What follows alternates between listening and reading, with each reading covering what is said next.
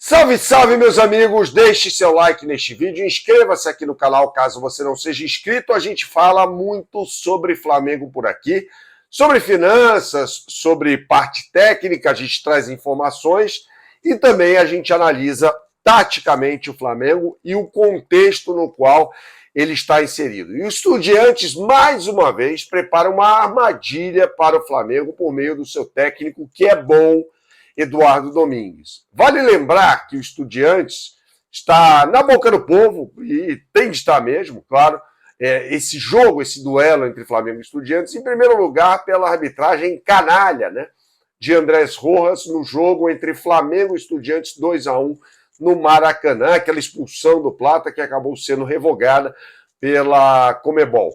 Mas a gente precisa falar sobre alguns aspectos do campo também. Claro, sempre lembrando que o Flamengo tem que jogar sério, não pode perder tanto gol, aquela coisa toda, não terá tantas oportunidades, na minha opinião, quanto teve no Maracanã. Mas há um contexto do segundo tempo do jogo do Maracanã que ajuda a explicar o porquê de o Flamengo ter perdido o rendimento. Foi o Flamengo que perdeu o rendimento ou foi o Estudiantes que melhorou? Bom, as duas coisas. E por que o Estudiantes melhorou? Pelo seguinte, no intervalo sai Piove, um meio-campista, que aliás pegava o Arrascaeta. Então o que acontecia? O Arrascaeta ia para o lado esquerdo, o Piove ia atrás dele. Ficava um buraco ali no meio de campo do Estudiantes, por isso que o Flamengo se aproveitou tanto no primeiro tempo e criou tantas oportunidades.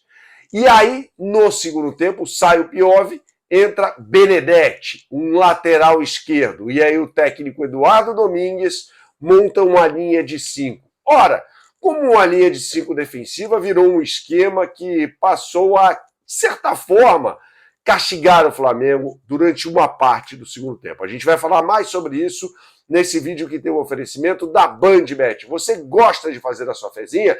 Então você precisa conhecer o site da BandBet, bandbet.bet.br. Aponte sua câmera para o QR Code que está aqui ao meu lado e você terá acesso às melhores oportunidades do mercado já para esse grande jogo desta quinta-feira entre Estudiantes e Flamengo. Não perca absolutamente nada, não perca um lance.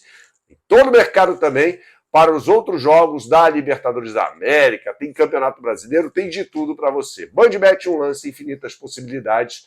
Joguem com responsabilidade, é só para maiores de 18 anos. Como é que uma linha de 5 virou um esquema que melhorou tanto o time do Estudiantes? Bom, vamos lá.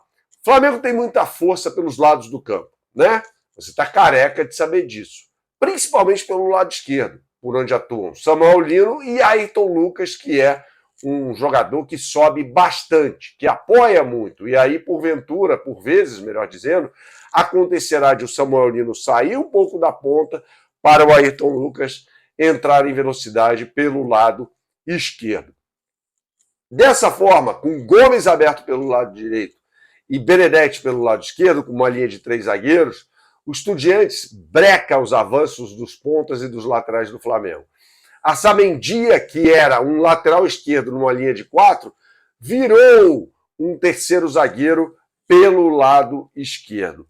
E uma análise muito boa feita pelo meu querido companheiro, o Léo James, do Band Esporte, com quem eu divido a bancada do Bola Rolando, ele mostrou também uma superioridade numérica no meio de campo que foi chave diante de outro aspecto que eu vou abordar aqui, para que o Estudiantes estangasse a sangria no primeiro momento e depois começasse a jogar, ainda que timidamente, tá? É o seguinte, ele recuou o Ascaciba, trouxe também a Mondaraim e trouxe o Medina, que jogava um pouco mais adiantado, para que eles jogassem ali em cima dos volantes do Flamengo, que eram 2 naquela partida. Só que o Saul saiu e entrou o Alan. O Alan não é um construtor de jogo. Eu fiz um vídeo já essa semana aqui no canal mostrando isso para vocês. Ele não sabe criar jogo. O Alan é um jogador que vai receber a bola, tem até números que mostram isso. Ele vai receber a bola, vai tocar para trás, vai tocar de lado e não vai sair. Então esses 3 meias passaram a incomodar os volantes. E é inegociável para o Felipe Luiz, aí eu não sei porquê, que o Flamengo jogue com esses 2 homens. com esses dois volantes à frente dos zagueiros ou à frente da linha defensiva, quando um lateral desce para ajudar na saída de jogo. E o Flamengo tem alguns modelos de saída de jogo, o que é bom, né? Tem um vasto repertório nisso, mas esses dois caras estão sempre lá. E para o Flamengo jogar bem, esses dois caras precisam jogar bem. Vale lembrar que o Alan é apenas a quinta opção na questão dos volantes. E aí é o seguinte, o Flamengo deu um azar danado, né? Porque o Saul acaba saindo machucado, com um trauma no pé, no jogo contra o Estudiantes. O De La Cruz não está rendendo aquilo que pode, porque tem limitações físicas, né? Isso me parece claro, ele pode jogar uma partida, a outra ele não joga e tal. O Jorginho está machucado, ou estava machucado, e o Pulgar está se recuperando da fratura no pé. Então tem que usar o Alan, né? E aí ele tem muita dificuldade para criar o jogo, logo a dupla de volantes fica desequilibrada e o Flamengo perde desempenho nos jogos em que atua com o Alan, por exemplo, ao lado de outro volante, que invariavelmente é muito superior a ele.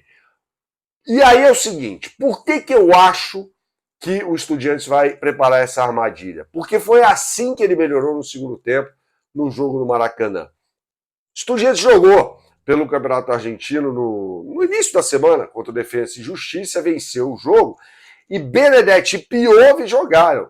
Então não dá para dizer, falar, pô, ali tem um claro sinal de que um dos titulares vai sair para a entrada do outro. Não, os dois jogaram, ou seja, o Eduardo Domingues não deu nenhuma pista sobre o esquema que vai utilizar nessa partida contra o Flamengo. Como ele causou dificuldades à equipe carioca jogando dessa forma, com uma linha de 5 defensiva e 3 meio-campistas em cima dos dois volantes do Flamengo, eu acho que ele vai repetir. Eu acho que ele vai repetir a forma de jogo nessa partida, tá? Vale lembrar, e a arbitragem, claro, não pode sair do contexto, que o confronto será apitado por Piero Mazza, o chileno, né, que marcou aquele pênalti escandaloso contra o Cerro Porteño, num jogo contra os Estudiantes, pelas oitavas de final da Copa Libertadores da América. Vitória por 1-0 nos acréscimos, com um pênalti convertido pelo bom jogador Ascaciba, né? Eu fiz um levantamento, já publiquei isso em outro vídeo aqui no canal, sobre Piero Mazza nessa edição da Libertadores.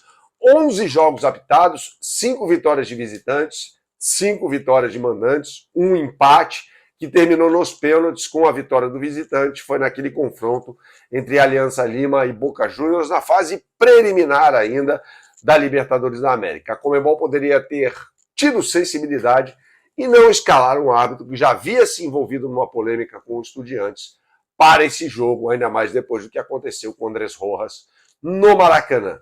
Saudações, até a próxima e tchau, tchau.